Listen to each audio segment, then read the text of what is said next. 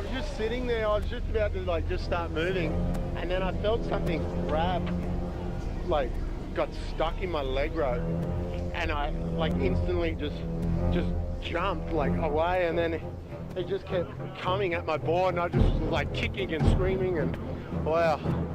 In the shark attacks in North Carolina, one beach, 2 attacks, 90 minutes apart. And authorities say this hasn't happened in decades. Again, with those shark attacks along the North Carolina coast, people being warned to stay out of the water this morning. We did it, man. Speedway Beach.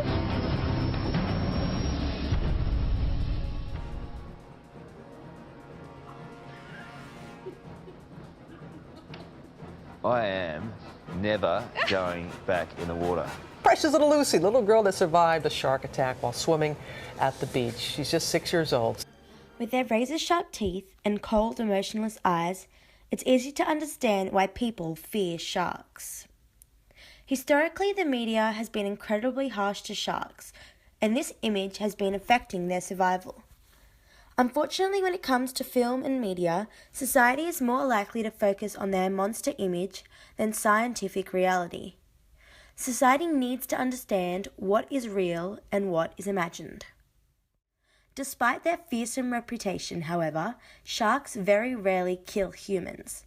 According to Greenpeace, sharks only kill about 12 people per year, whereas 100 million sharks are killed by humans each year. When Jaws burst onto the screen in 1975, the film shocked the audiences with a new villain. 40 years on, and sharks are still represented as a man-eating machine. Stories like Jaws that vilify sharks are degrading the actual image of these creatures. However, particularly damaging programs are documentaries, as they still build on the fear of sharks.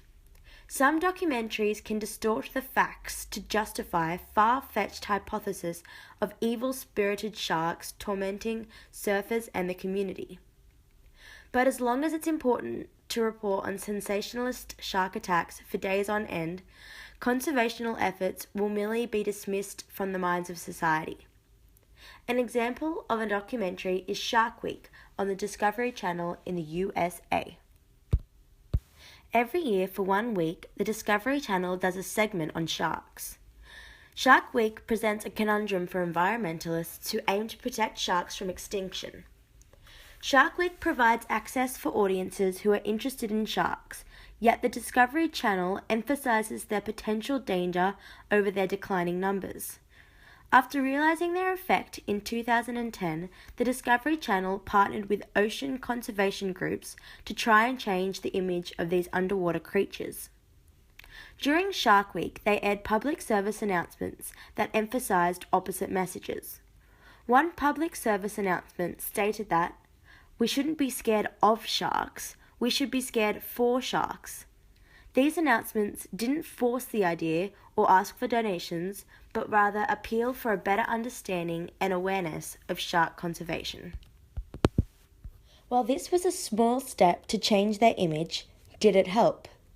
But by what means can we change the image of a creature who's been the villain for over 40 years?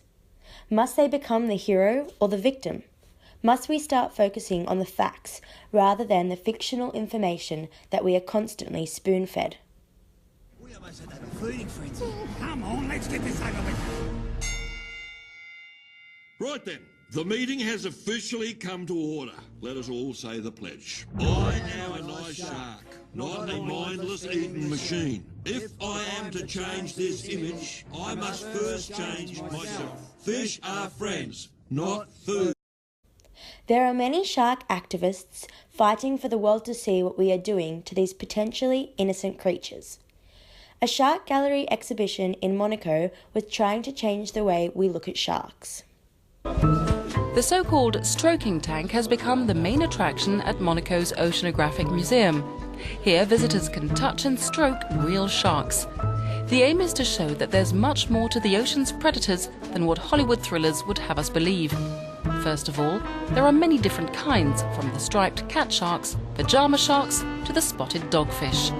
Some are indeed aggressive, but most are not a threat to mankind.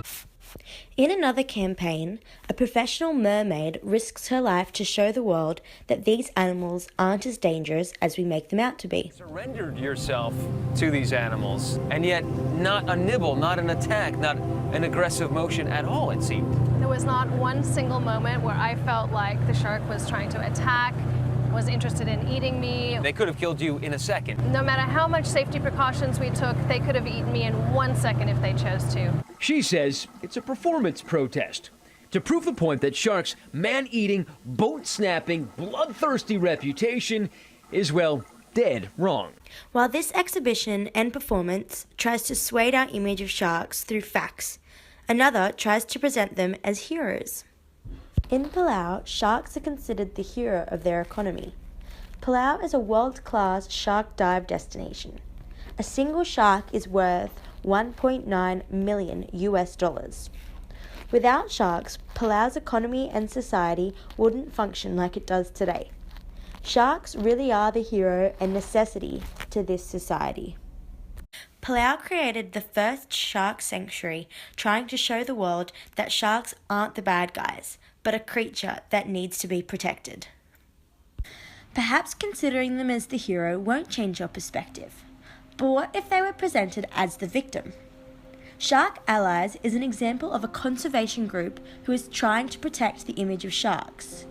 As an important visual aid in creating ocean awareness, Shark Allies teamed up with Beautify Earth and artists to paint, with the help of students from a local school in LA, a mural of sharks. The artists did a visual presentation about sharks and discussed plastic pollution in the ocean. The students and teachers were incredibly engaged, and many spoke of their own experiences. Art combined with thought-provoking messages creates a visual participation between conservationists and even the most casual observers. In order to change the image of sharks, we need to combine facts with the idea that these creatures have been misunderstood for too long.